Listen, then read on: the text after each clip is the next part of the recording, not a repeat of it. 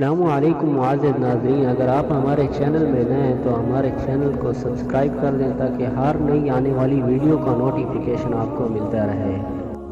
حضرت ابن عمر رضی اللہ تعالیٰ عنہ سے روایت ہے کہ میں نے رسول صلی اللہ علیہ وسلم کو فرماتے ہوئے سنا کہ قیامت کے روز مومن اپنے رب کے قریب کر دیا جائے گا، یہاں تک کہ اللہ تعالیٰ اسے اپنی حفاظت اور رحمت لے لے گا، پھر اس کے گناہوں کا اقرار کروائے گا اور فرمائے گا کیا تو فلاں گناہ جانتا ہے؟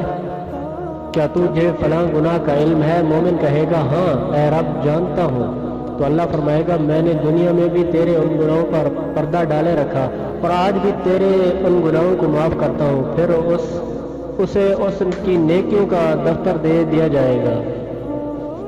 دوسری حدیث یہ کہ حضرت ابن مسعود رضی اللہ تعالیٰ عنہ سے روایت ہے کہ ایک شخص نے عورت کا بوسہ لیا، پھر وہ نبی کریم صلی اللہ علیہ وسلم کی خدمت میں حاضر ہوا اور آپ کو بتلایا، جس پر اللہ نے یہ آیت نازل فرمائی وَأَقِمِ الصَّلَاةَ اور تم نماز قائم کرو دن کے دونوں سروں پر اور رات کے کچھ حصے میں، بے شک نیک کام برے کاموں کو مٹا دیتے ہیں۔ اس آدمی نے کہا اے اللہ کے رسول، کیا یہ حکم میرے لیے ہے؟ آپ صلی اللہ علیہ وسلم نے فرمایا نہیں، بلکہ میری امت تمام کے لیے ہے۔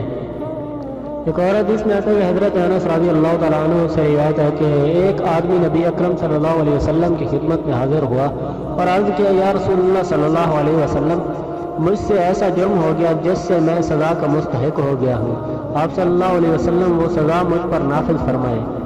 ادھر نماز کا وقت ہو گیا اور اس نے رسول صلی اللہ علیہ وسلم کے ساتھ نماز پڑھی۔ جب وہ نماز سے فارغ ہوا تو اس نے پھر کہا یا رسول اللہ صلی اللہ علیہ وسلم، مجھ سے قابل سزا جرم کا ارتکاب ہو گیا ہے، آپ صلی اللہ علیہ وسلم میرے متعلق اللہ کی کتاب کے حکم کے مطابق سزا فرمائیں۔